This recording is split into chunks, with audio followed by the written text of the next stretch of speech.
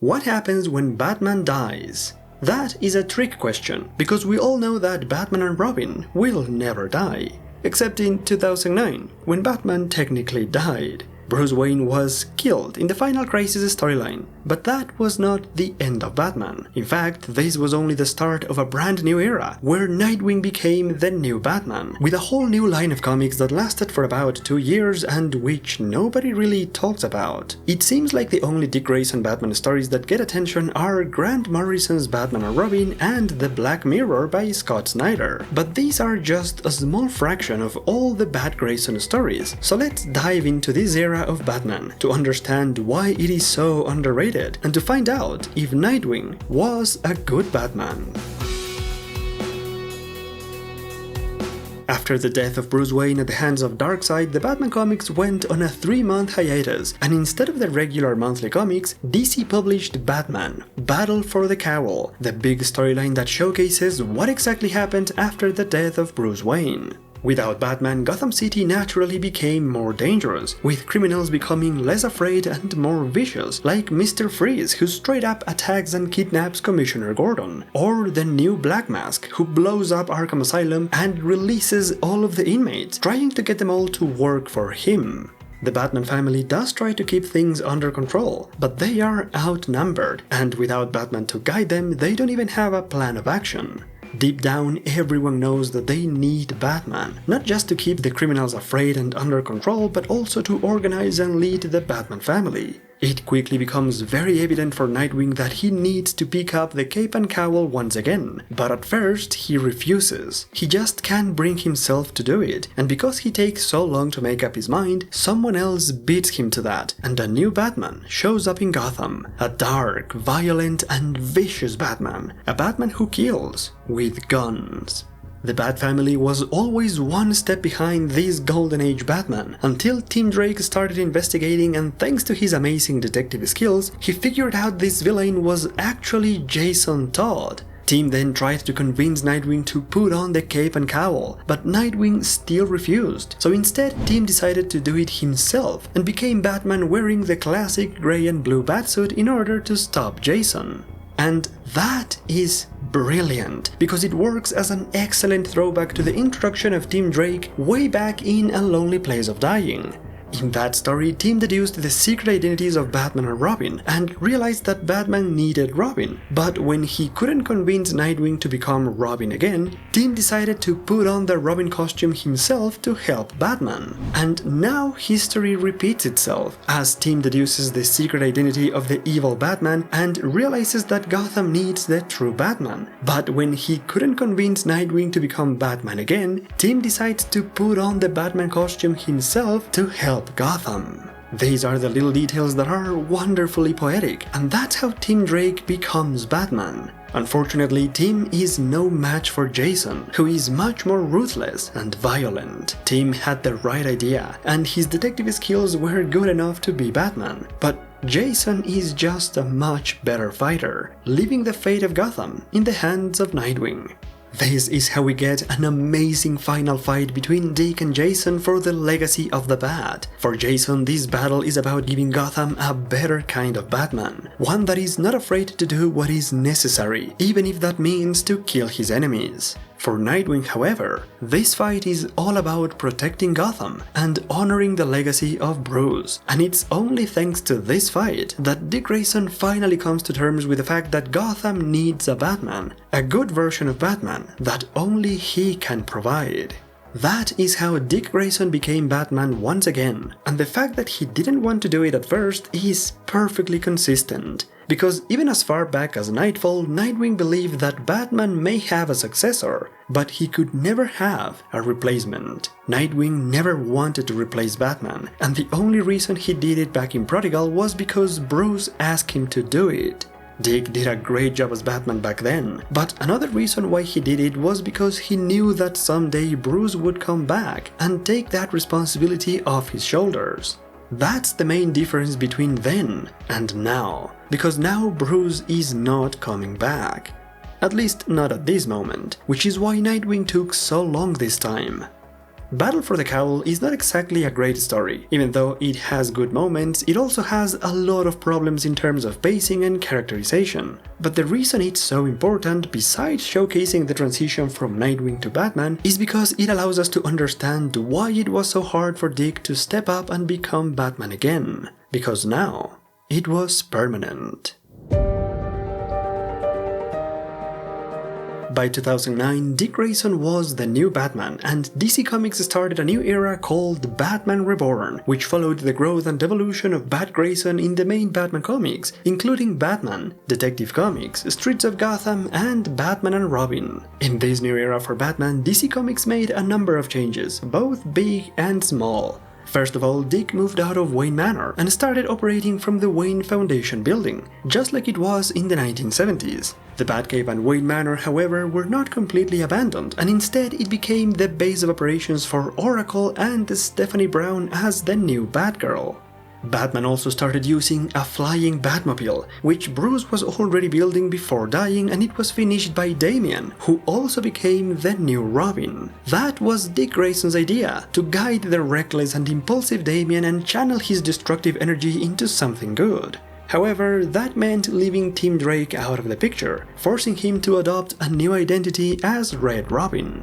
All of this happened in the opening chapters of Batman Reborn, where Dick also found himself adjusting to his new role as Batman. And the best of these early chapters has to be the one called Long Shadows, from the main Batman title, written by Judd Winnick with art by Mark Bagley. The story shows us how Dick Grayson has a hard time with the small details, like the batsuit, as the big and long cape slows him down and prevents him from moving as freely as he was used to do as Nightwing. This chapter is all about Dick slowly getting used to his new role as Batman, and the best part about it is his new approach to crime fighting. Right from the start, Dick doesn't want to be the same Batman as Bruce. He doesn't want to be the fearsome creature of the night that terrorizes criminals. In fact, he likes to talk to them, mock them, and taunt them, always with a big smile on his face. In that sense, Bat Grayson is not that different from when he was Nightwing or even Robin, allowing himself to have fun and be seen by everyone. This is a great chapter, as it shows us the main difference between Bruce and Dick. Bruce was always driven by his obsession to fight crime and terrorize criminals, striking from the shadows to make them feel the same fear that he felt as a child. Bat Grayson, however, is brighter, always being the center of attention and fighting crime as if he was performing for an audience, giving the best show he can just like he used to do when he was a kid. Dick is also not obsessed, and his motivation to be Batman is a sense of duty and responsibility, to not let Gotham down. Unfortunately, being Batman in a city like Gotham means that you can't stay bright and lighthearted forever. The Batman who smiles immediately drew the attention of Two-Face, who saw that smile as a dead giveaway that there was a new man under the cowl. Like this, Two-Face sets out to destroy the new Batman, becoming the first real challenge for Bat Grayson. And after a brutal battle, Dick has to start acting seriously to convince Two-Face that he was in fact the same Batman. The Darkness of Gotham started to push back against the Light of Bat Grayson, and it became the main conflict of the entire saga of Dick Grayson's Batman. This struggle of light versus darkness is introduced here at the start of it all, and it will be fully developed by the end of the saga, forcing Bat Grayson to adapt and change. Now, in these early chapters, Bat Grayson has to confront other familiar faces besides Two-Face, like the Scarecrow and also Firefly, who almost burned down half of the city in the pages of Streets of Gotham. Naturally, Dick stops them all, as he had already done in the past, but soon he would have to face the first new villain of this saga, a complete madman called Professor Pig and his band of freaks and mutant henchmen, introduced in the Batman and Robin series. In one of the first encounters against them, things go really badly as Damian goes out of control and uses excessive violence against the villains, while also allowing them to kill a handful of bystanders. Despite his best efforts, Dick couldn't prevent this tragedy, and it became his first failure as Batman, bringing out his biggest insecurities about not being good enough to protect Gotham and to guide Damian. It's only thanks to Alfred that Dick gets enough confidence in order to confront Pig and gain back the respect of Damian, who finally starts seeing Dick as a proper mentor. After these couple of stories, Dick had proven he could be a good solo Batman as well as a great partner with Robin, but the final challenge was becoming the leader of the Bat family, working together with Oracle and Batgirl. This happened in the Batgirl series, which is by far the best of all the Batman spin-offs of this era. The series, written by Brian Miller and illustrated by Lee Garbett, is a great showcase of the character development of Stephanie Brown as Batgirl and her relationship with the rest of the Batman family. Of course, not every chapter of that series is relevant to the history of Bat Grayson, but chapters 6 and 7 are definitely important, as they show us the Bat family actually working and bonding like a real family. Batman and Oracle are now the adults, the parental figures of this household, and given the previous history between Dick and Barbara, it's actually perfect, especially when Stephanie and Damian become closer and start acting like siblings, always giving each other a hard time but helping one another in the end. This was a beautiful family dynamic that I wish would have lasted longer, but unfortunately it didn't happen. Now, the reason why these chapters are important to the history of Bat Grayson is because he proves he can be an even better leader of the Bat family than Bruce ever was. And it's only natural. Dick Grayson has always been a team player, both with the Teen Titans and also the Outsiders, so working as part of a team comes much more naturally to him than it ever did to Bruce. Dick trusts his friends and family, and he is able to fight alongside them with a smile, something that at this point he could no longer do when he was fighting alone. In the opening moments of this storyline, Oracle realizes that Dick has become more driven and colder than ever before, and she notices this happens mostly when he's out by himself. The Bat family was a new source of light to fight the darkness of Gotham, but without them, Bat Grayson was slowly losing the battle. This started happening in the main Batman title, which was now written and illustrated by Tony Daniel. In this series, Batman was working solo and going up against the combined forces of the Penguin, a new version of the Reaper, the Falcone crime family, Hugo Strange, and the mastermind behind it all, a new Black Mask, who is actually Jeremiah Arkham after he went completely insane. Naturally, fighting all these crazies was not an easy task, and unfortunately Dick could no longer be the same happy-go-lucky Batman. In these chapters, Dick starts acting more serious and dark, brooding and violent, just like Bruce. This is how Bat Grayson slowly started to lose his smile, to lose himself under the cowl, and become absorbed by the role of Batman. In the Batman title and the Streets of Gotham, Dick Grayson starts acting more like Bruce, overcompensating, because deep down he still didn't feel like he was good enough, leading to his biggest moment of weakness. In the following storyline, Dick starts having nightmares of him failing to live up to the legacy of Bruce, of letting everyone down because he couldn't be a good Batman. And it's interesting because this story starts with a murder mystery that challenges his detective skills, which is the one area where Bat Grayson is truly lacking. Up until now, Dick has proven that he is at least as good as Bruce when it came to fighting criminals, and even better at working with the Bat family. But when it comes to detective work, well, let's just say that he is not Team Drake. Before this story, Bat Grayson had only encountered one other murder mystery, and that time he was mostly upstaged by the private detective Edward Nygma. This happened in the third issue of Gotham City Sirens, where Detective Riddler followed the trail of a serial killer and solved the mystery before Batman. In this new story, however, Riddler is conveniently taken out of the picture. Sort of, forcing Dick to put in the work and start following clues and solving the mystery by himself. In the end, he gets the job done, but the pressure is mounting up, and Dick starts to realize what it means to be Batman. Shortly after this, he has a brief conversation with Aqualad in issue number 15 of the Titans comic, where Aqualad tells him he's doing a fine job as Batman, to which Dick replies that he never wanted this, not since he understood what it really meant. And then he also says that the only thing he wishes now is that Bruce was back.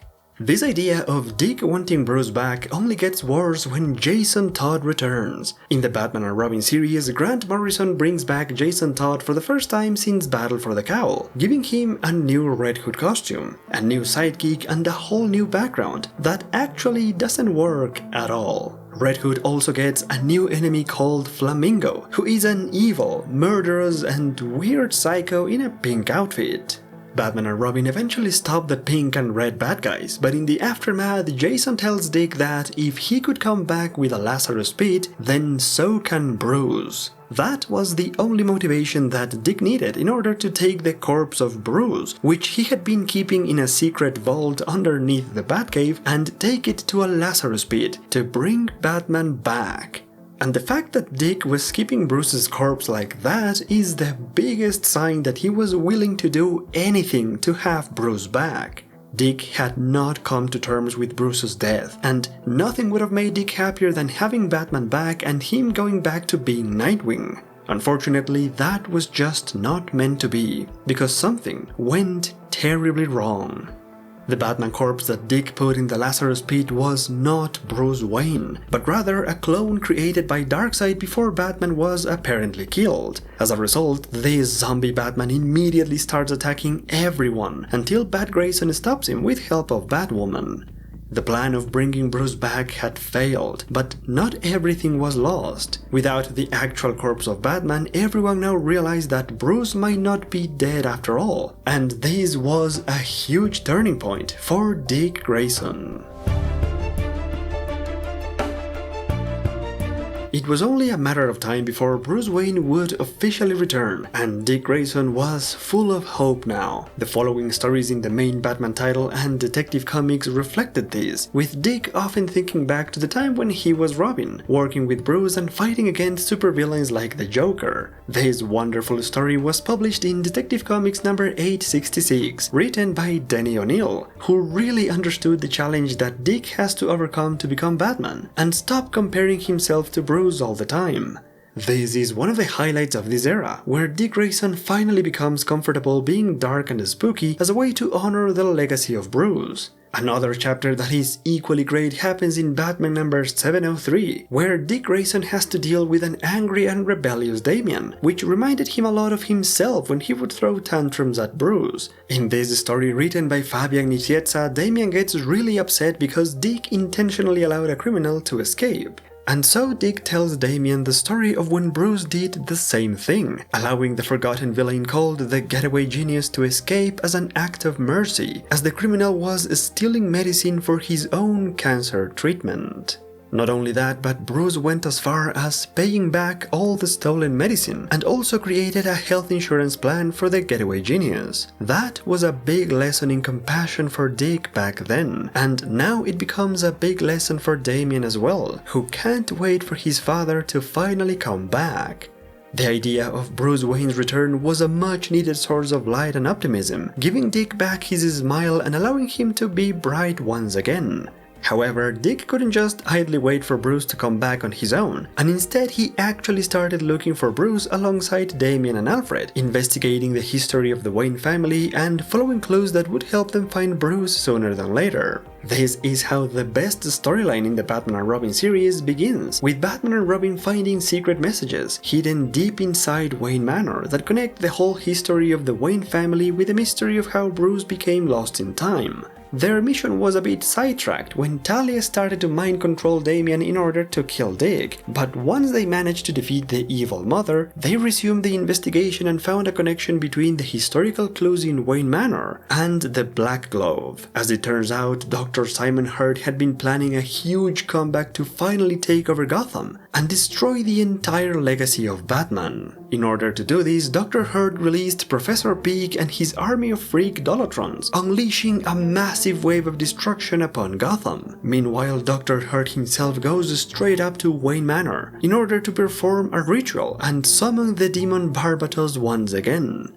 However, this time he doesn't get a demon, but rather Bat-God, as Bruce Wayne has finally returned. While Bruce takes down Dr. Hurt in Wayne Manor, Dick and Damian go to the city to stop Professor Pig and put an end to the evil plans of Dr. Hurt. This is how Bruce Wayne finally came back, and Dick was more than ready to go back to being Nightwing. However, Bruce had a different plan in mind. Now that he was back, Bruce decided to reveal to the public that he had been funding Batman and created Batman Incorporated to expand the operations of Batman to a global scale. Bruce's plan is to travel the world and create agents of Batman all over the planet, but in order to do that he needs to make sure Gotham is protected, and that's why he asks Dick to stay as the Batman of Gotham, with Damian as his Robin, because he knows they work really well together and the people of Gotham like them a lot more than they ever liked him. History was repeating itself, and just like it happened in Prodigal, Bruce was now asking Dick once again to step up as Batman, and just like it happened back then, Dick was more than happy to do it now.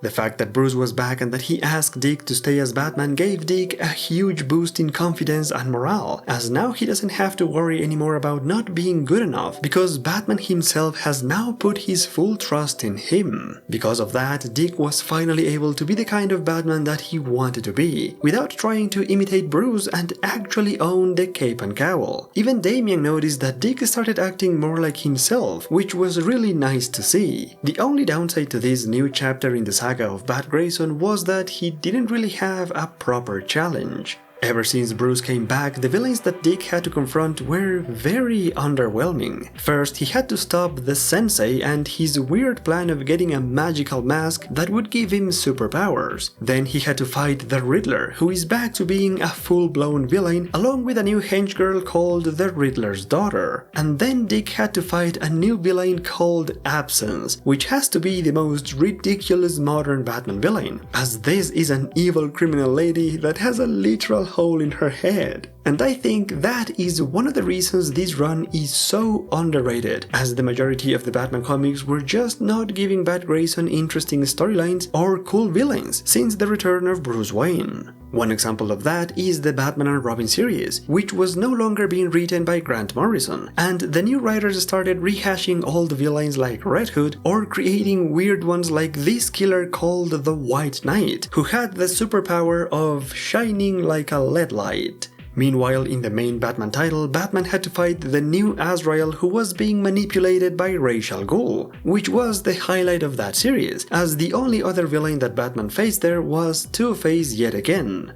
There's a reason we never hear about these stories, and I think it's because they are mostly forgettable. I mean, there's even a story where Dick has to stop a literal civil war between hundreds of mad people disguised as the Joker and Batman. That story is called Batman Impostors, and it's literally the inspiration for the 2012 video game called Gotham City Impostors, and the only real thing these two have in common is that nobody remembers them. The Bat Grayson stories in the Batman title and Batman and Robin were kind of disappointing, but that's nothing compared to Streets of Gotham, which had completely stopped doing Bat Grayson stories even before Bruce returned, and now that he was back, that series shifted its focus entirely to Bruce Wayne. And lastly, there was Detective Comics, where the Batman Impostors storyline came from. However, once that storyline came to an end, Detective Comics became the literal only good Batman comic, and it was all thanks to the Black Mirror.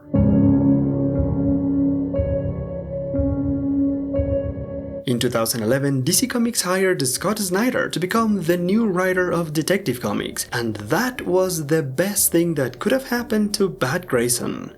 Scott Snyder started his run in Batman with what is largely considered the best storyline of the Bat Grayson era, and the reason the Black Mirror is so successful is because it manages to develop the idea of Dick Grayson as a source of light fighting against the darkness of Gotham. The Black Mirror is definitely the darkest chapter of this era, taking Bat Grayson out of his comfort zone and making him fight literal demons and the most evil humans. In the first few chapters, Dick starts to realize that Gotham is slowly becoming a much darker place than before, forcing him to take a new attitude, to start fighting darkness with darkness. The Black Mirror is a great showcase of the most evil side of Gotham, placing Bat Grayson in literal horror settings that worked quite well thanks to the combined talents of Jock and Francesco Francavilla, the two main artists of the storyline, who did an amazing job illustrating the real darkness of Gotham City. But the most important thing about the storyline is that it finally introduces a real challenge for Dick Grayson, with new, interesting and worthy enemies. When you look at villains like Professor Pig or the lady with a hole in her head, it's clear that DC was trying to give Bat Grayson his own rogues gallery, but the problem is that none of them were really that great. In the Black Mirror, however, Scott Snyder really understood how to create villains for Bat Grayson. One example of that happens in Chapter 6, where Dick has to confront the daughter of Tony Zuko, the gangster who killed his parents. Sonia Zuko is not exactly a supervillain. She doesn't have a gimmick or a wacky costume. Instead, she's just a white-collar criminal following her father's footsteps. But the reason she works as a villain for Dick Grayson is because she's literally the next generation of Batman enemies. Dick Grayson himself was raised by Bruce Wayne, the first and original Batman, making Dick the Batman of the next generation. So it only makes perfect sense that the Batman villains for Dick Grayson are younger and represent a new generation of rogues. This is what they try to do with the Riddler's daughter and also Mario Falcone in the main Batman title, but the way these characters were written was just awful. In the Black Mirror, Scott Snyder perfects this idea and creates the quintessential villain for Bat Grayson, reintroducing the son of Commissioner Gordon as the most interesting and dangerous psychopath, a man who is barely 20 years old and is already capable of the most evil atrocities imaginable. For the most part, the Black Mirror is an extensive psychological profile of James Gordon Jr., showing how he was a disturbing and creepy kid and how that evil boy turned into one of the worst serial killers ever featured in the Batman comics. Even his family is terrified of him, because he is literally a dark reflection of Dick Grayson, a Black Mirror. If Dick Grayson is the Light of Gotham that tries to save everyone, then James Jr. is the Darkness of Gotham, and he's out to kill everyone, starting with his own family. This monster goes after Barbara first, kidnapping her and calling Dick to taunt him and tell him some bone-chilling truths. James had already figured out the true identity of Batman, and he tells Dick that Bruce was always better because he was obsessed and driven, and he could handle all the darkness that Gotham could throw at him. Meanwhile, Dick is too compassionate, too naive and optimistic, and that makes him vulnerable to the overwhelming darkness of Gotham. This is why James became this darkness, to try and break Bat Grayson, but the good guys manage to win in the end. Or do they? By the end of the Black Mirror, we never really know if the evil plan of James was actually stopped, or if Batman was too late to change anything about it. James was one hell of a bad guy, but the scariest thing about him is that he was completely right about Dick. It's scary how accurate James is about the differences between Dick and Bruce, and it just goes to show how much Scott Snyder really understood Batman. The Black Mirror was a fascinating way to end the history of Bat Grayson in the main Batman comics, but before it all actually came to an end, Scott Snyder delivered one final story featuring Dick Grayson as Batman. It is called Batman: Gates of Gotham, a 5-issue miniseries written by Scott Snyder and Kyle Higgins, in which Dick Grayson has to stop the mysterious new villain called the Architect, a terrorist who wants to destroy Gotham and starts doing so by blowing up the historic buildings and the bridges of the city. In order to stop this villain, Dick has to solve a murder mystery that is connected to the history of Gotham and the founding families of the city, including the Waynes as well as the Elliots and the Cobblepots. This case was just too big for Bat Grayson to handle alone, and for that reason he calls Damian, Tim, and Cassandra to help him out. Dick was at a loss about the history of Gotham, and it was Tim Drake who helped him solve the ancient mystery, proving once again that Tim is a much better detective. The Architect, however, was a much more dangerous threat than anyone anticipated, destroying both the Iceberg Lounge and the Wayne Tower. And at that point, Dick started feeling unworthy as Batman, thinking that Bruce would have never let it get to this point. And all of it happened because Dick was not familiar with the history of Gotham. In fact, there's a moment in the story where Hush becomes involved, and he asks Dick, "How can you ever hope to protect Gotham's future when you're so naive about its past?" Of course, Dick manages to overcome these insecurities, and the story comes to a happy ending, as Bat Grayson stops the villain with help of Robin, Red Robin, and Black Bat. By the end of the story, Dick finally admits that he was afraid that the darkness of Gotham would eventually turn him into a dark Batman, just like Bruce, but instead it has just made him aware that he can be a good Batman, which leads us to the final segment of this video, where we finally answer the question, was Nightwing a good Batman? Having gone through the entire history of Bat Grayson, we can finally understand why it is always about Grant Morrison's Batman and Robin and the Black Mirror. And it's not because these are perfect storylines by any means, but rather because they are the most interesting and well-done chapters of the whole saga. And most importantly, because it's in these stories that we find the answer we are looking for. In Grant Morrison's Batman and Robin, we get to see Dick's most vulnerable side, his own humanity, which is what separates him from Bruce and allows him to be not just a great crime fighter, but also an excellent mentor to Damian. One of the highlights of this era was the relationship between Dick and Damian, giving a whole new meaning to the dynamic duo. The constant back and forth between these two is always priceless, and it's something that would have been impossible with Bruce as Batman. The friendly and relaxed nature of Dick allowed him to become a great leader to the whole Batman family, working together with all of his allies in ways that Bruce could never do.